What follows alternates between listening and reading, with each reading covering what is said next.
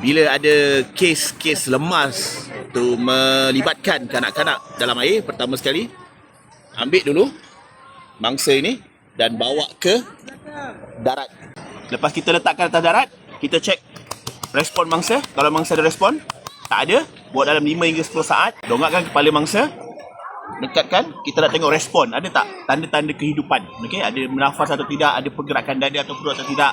Kalau tak ada, straight away 999. Selepas itu, mulakan CPR. Tekanan atas dada. Untuk CPR kanak-kanak, tumit tapak tangan atas dada dan kita gunakan satu tapak tangan straight dan mulakan tekanan.